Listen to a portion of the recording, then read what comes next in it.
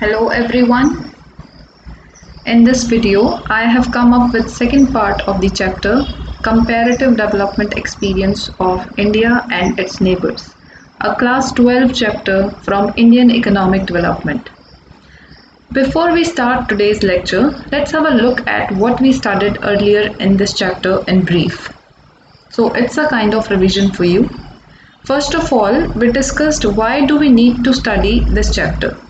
So, as we know, in today's globalized world, where geographical boundaries are slowly becoming meaningless, it is important for neighboring countries in the developing world to understand development strategies being pursued by their neighbors.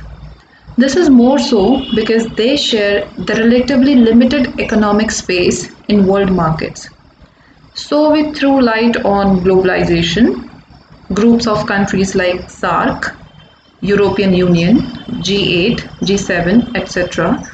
And we also discussed the need to understand developmental strategies of the neighboring countries, that is China and Pakistan, so that we can have a look at our weaknesses and strengths. We then had a brief discussion about developmental path of India, Pakistan and China, where we discussed their economic structures, planning and their political structures. We also went into details of historical development path of China, comprising Great Leap Forward, Great Proletarian Cultural Revolution and their economic reforms in 1978, which completely changed the picture of China. We saw that developmental path of India and Pakistan was quite similar. Pakistan had import substitution policy just like India, introduction of green revolution, nationalization of capital goods industries, then denationalization and financial aids as well as remittances that were coming from the people that went out to foreign countries. And then at last they also introduced economic reforms which seemed to have a negative effect on Pakistan's economy in 1988. Now we shall take the next topic, which is demographic indicators. But what does demography mean? It refers to the scientific study of changes in characteristics of population in a community over a period of time. For example, if we study changes in death rate or changes in birth rate or incidence of diseases, etc., we are studying about demography of a country. Before we move further, I would like to divert your attention to a very important model in economics before initiating the discussion on demographic indicators of India, China and Pakistan. The model, as you can see, is demographic transition. In demographic transition, there are 4 stages and every country has to pass through these 4 stages at some time or another. So basically, it is clear from the diagram that these societies keep entering new phases of demographic transition. For example, from first phase to the second, from second to the third, and from third to the fourth. The first phase, that is also stage 1, the first phase is characterized by high death rate followed by high birth rate. That is, in the primitive societies, people used to produce many children. To compensate for high death rate arising due to lack of health facilities and food shortages. As the development starts setting in, health facilities and food availability improve and a society enters second stage of demographic transition where there is decline in death rate along with high birth rate because people take time to realize that their young ones will survive for a long period of time. As development continues, a society enters third stage of demographic transition, that is decline in death rate followed by decline in birth rate, Because people start realizing the benefits of health services in the form of a long life. Also, new employment opportunities and methods of contraception play an important role in declining birth rate. In the fourth phase, here it is, in the fourth phase, the society is characterized by low death rate along with low birth rate because of improvement in various factors like health facilities, employment opportunities, and methods of contraception. At this point of time, the discussion regarding various demographic indicators of India, China, and Pakistan can be set to roll down. So let's start with estimated population of these countries in millions. You can have a look at this table actually.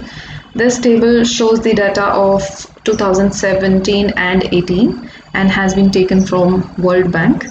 The second column of the table shows estimated population, which is in millions. So we'll start with that.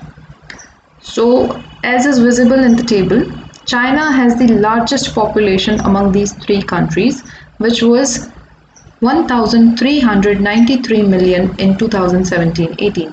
In fact, China is the most populous country of the world, followed by India. According to an estimate, well, very interesting estimate. According to an estimate, India will be the most populous country of the world, leaving China behind by 2022 if we keep growing at this pace. In 2017-18, the population of India stood at 1,352 million, whereas the population of Pakistan was 212 million only, a small number in comparison to China and India.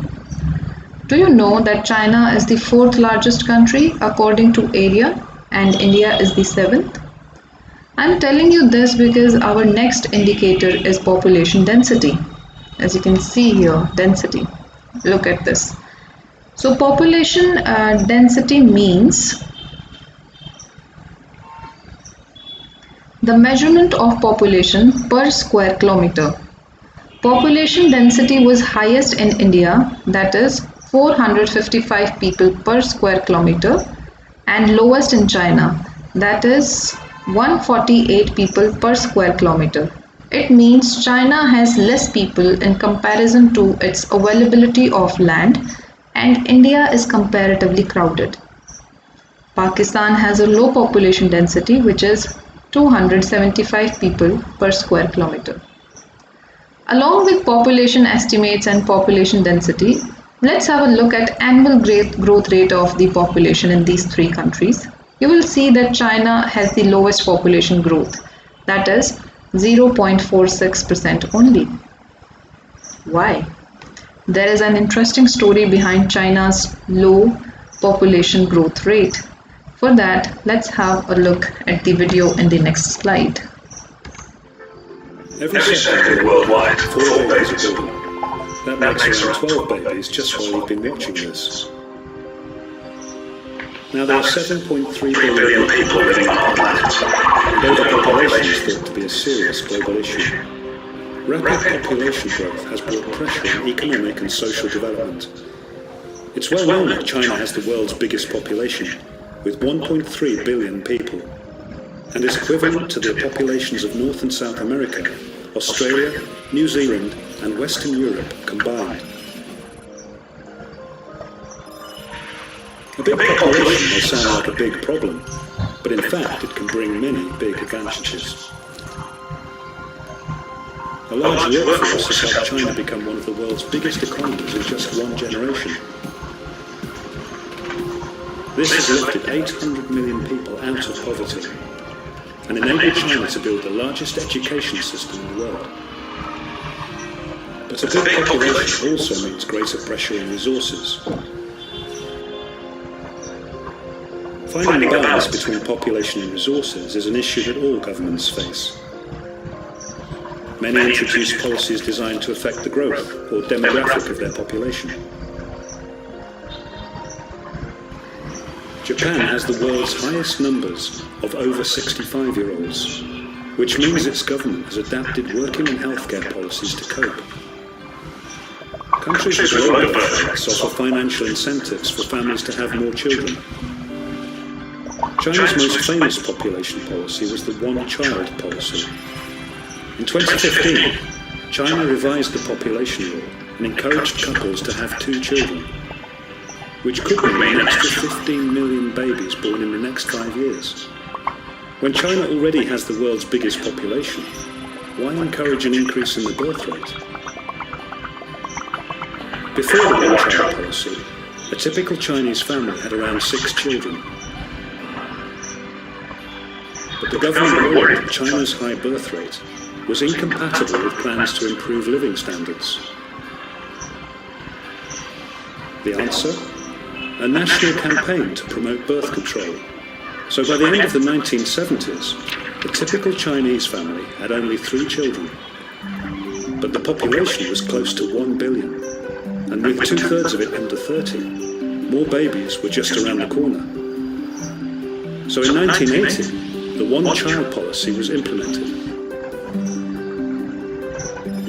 This rule wasn't quite as simple as its name implies.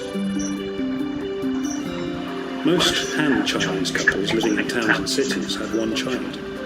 But if you lived in the countryside, or were an only child married to another only child, you could usually have 2. Generally, couples from China's 55 minority nationalities were allowed to have 2 and sometimes 3 children. So did it work? Fast forward to the 21st century, and China's birth rate has more than halved, which means the growth of the population has slowed down, as expected, and the quality of life for people across China has risen. Let's compare China with India, the second biggest population in the world, and where there hasn't been an effective birth control policy. 47 in every 50 Chinese women can read and write, compared with only 30 women in India. If we look at the numbers of people living in poverty, in China it's 1 in every 50 people, compared with 11 in India. But China's one-child policy also had unintended consequences. The size of its working-age population is falling. Around 15% of the population is now over retirement age. Most Chinese people rely heavily on their only child. There are now also more men than women in China, and by 2020 there will be 30 million more men of marriageable age than women.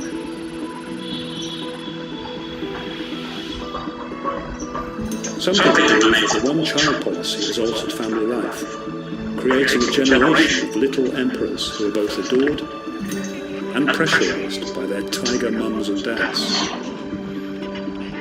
China now wants to reverse the balance by encouraging couples to have 2 children.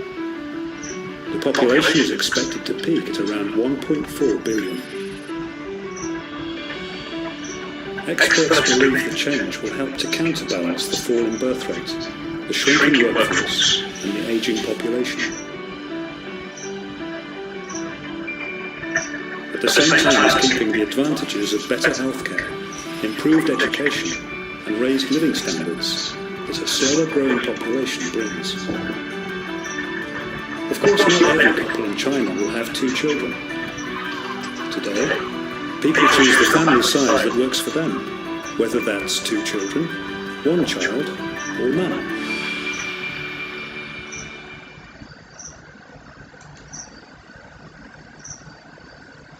Okay, in the video, you must have learned about one-child policy. Here, the one-child policy in China was introduced in 1979. Its aim was to control the explosion of population in China by allowing the parents to have 1 child only.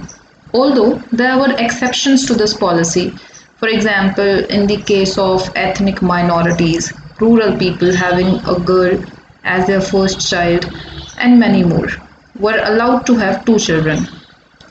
Now, how the enforcement of this policy worked? For enforcement of this policy, many steps were taken up. For example, contraception, abortion, sterilization, enormous fines for violations of the rule, and by rewarding the parents having one child only. The one child policy was abandoned in 2015 following its critique. The policy came up with socially and economically undesired results. For example, in China, just like India and Pakistan, preference is to have a male child, which led to female feticide, misbalancing the sex ratio. As you can see here, imbalance in sex ratio. Also, after a few decades in China, there will be more elderly people in proportion to young people, burdening the government to provide social security schemes on a larger scale. This led China to allow couples to have two children. Now, if we go back to the table of demographic indicators, we can notice male preference is there in all three countries, leading to a discriminatory sex ratio biased against females. Have a look at the sex ratio in these three countries. The sex ratio in China was 949 females per 1,000 males. Similarly, in India and Pakistan, it was 924 females per 1,000 males and 943 females per 1,000 males respectively. You can also connect the one-child policy of China with its fertility rate. Have a look at the fertility rate. Fertility rate is the average number of children produced by a woman during her lifetime. It was surely the lowest in China at 1.7 children per woman, and you know the reason now. In Pakistan, it is the highest at 3.6 children per woman because of factors like early marriages, lack of education, especially among women, poverty, etc. The fertility rate in India was 2.2 children on an average. Did you notice high fertility rate is related with high annual growth rate of population? Now the next indicator is urbanization. Urbanization refers to people living in urban areas in a country. India lags behind in urbanization in comparison to China and Pakistan, as can be seen from the table. Only 34% of the people in India live in urban areas, whereas the number is 59% and 37% respectively in China and Pakistan. Now, let's move on to our next indicator, gross domestic product. You must have heard this term many times in your life. It is everywhere in the news because it is very important in economics. In simple words, GDP refers to monetary value of all final goods and services produced in a year in a country. Now, you must be familiar with its exact definition as you must have studied it in your national income. Now, China is a much talked about country for having a spectacular growth of GDP. China is the second largest economy in terms of its GDP after USA, which is $22.5 trillion, whereas India's GDP is $9.03 trillion and Pakistan's GDP is $0.94 trillion, roughly about 11% of India's GDP. And India's GDP is about 41% of China's GDP. That's a lot of gap. Here there is a hint towards a small but important concept in economics, which is purchasing power parity. According to this concept, two currencies are in equilibrium, known as currencies being at par, when a basket of goods is priced the same in both countries, taking into account the exchange rates.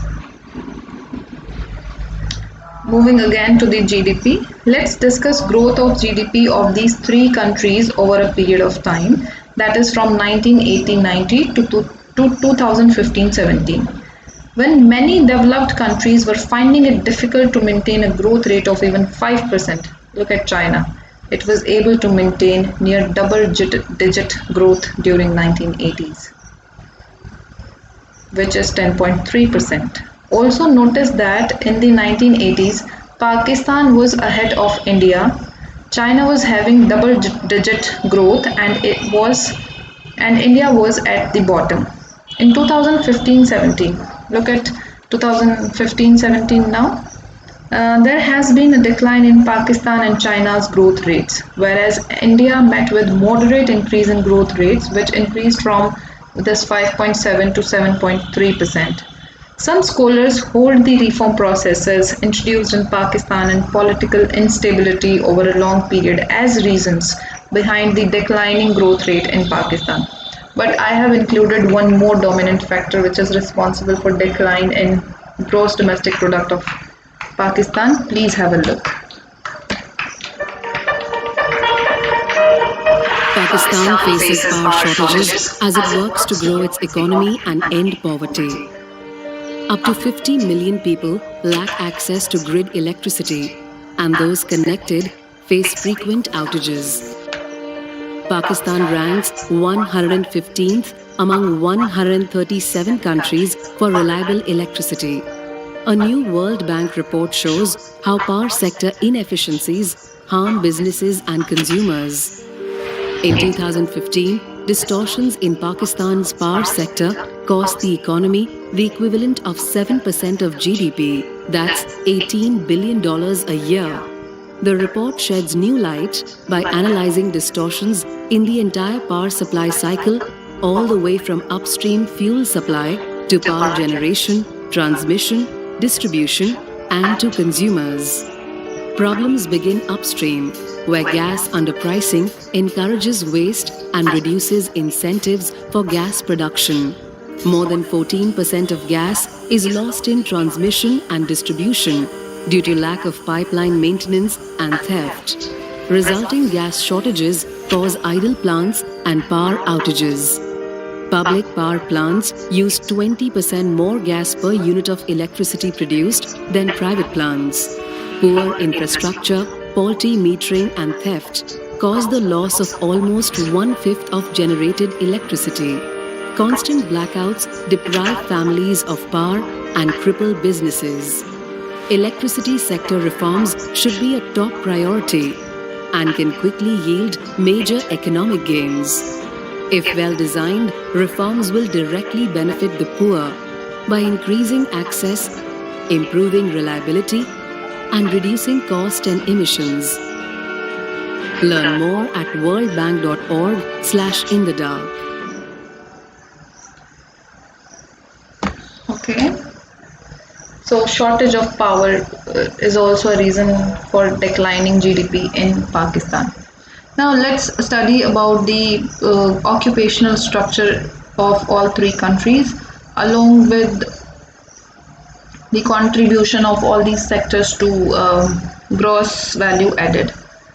First, look at how people engaged in different sectors contribute to the gross domestic product, now called as gross value added. It was pointed out in previous section that China and Pakistan have more proportion of urban population than India. In China, due to topographic and climatic conditions, the area suitable for cultivation is relatively small, only about 10% of its total land area. The total cultivable area in China accounts for 40% of the cultivable area in land. Until the 1980s, more than 80% of the people in China were dependent on farming as their sole source of livelihood.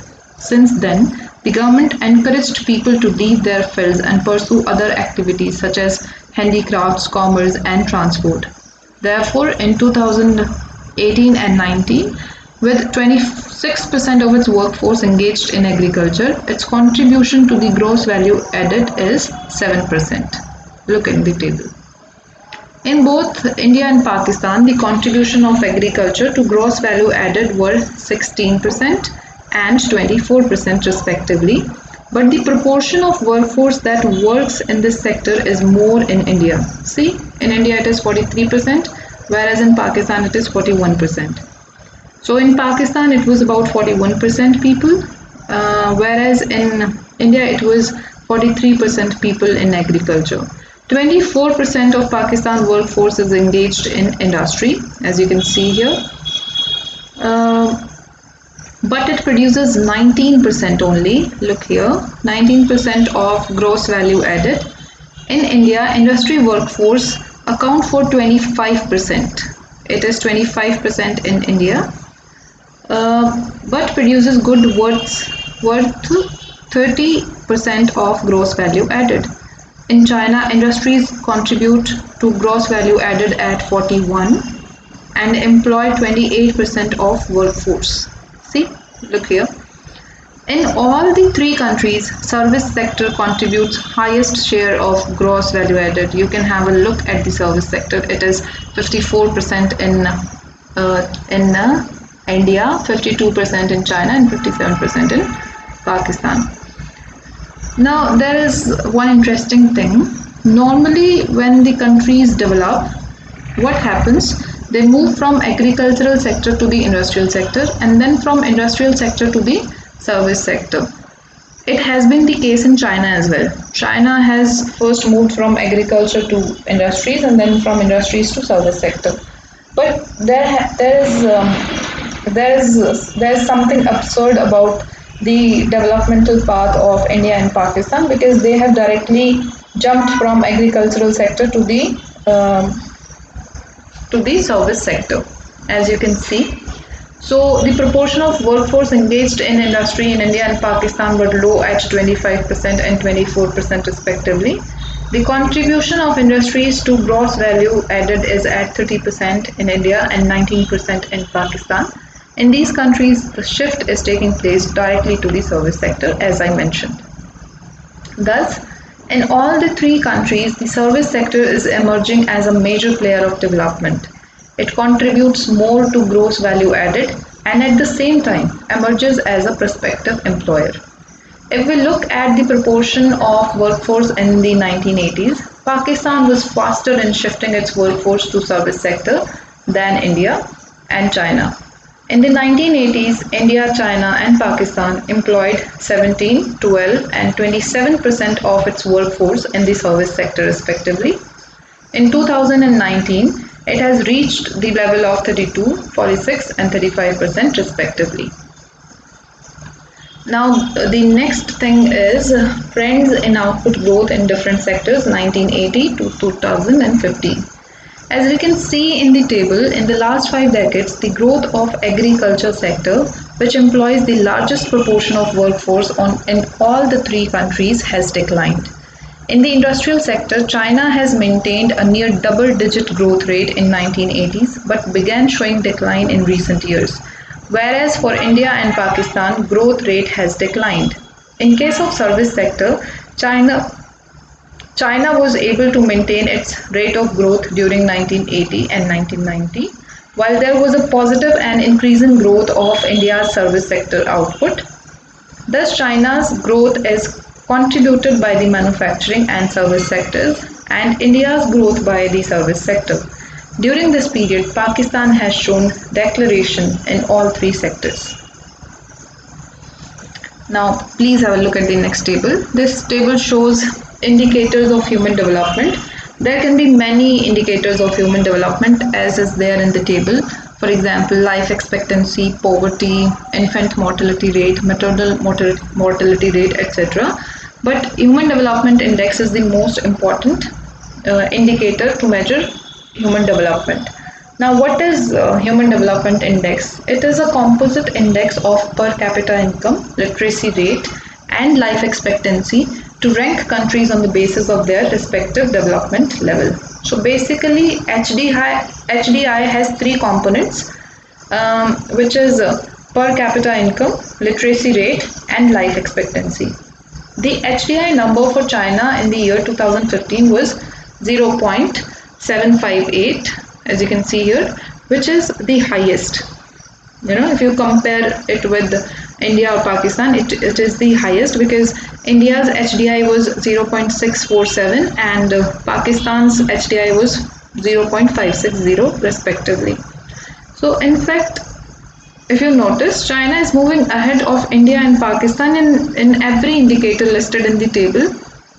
be it GDP per capita or proportion of population below poverty line or health indicators such as mortality rates, access to sanitation, literacy, life expectancy or malnourishment. So China is lying ahead of India and Pakistan. Now you carefully need to notice where Pakistan is lying ahead of India.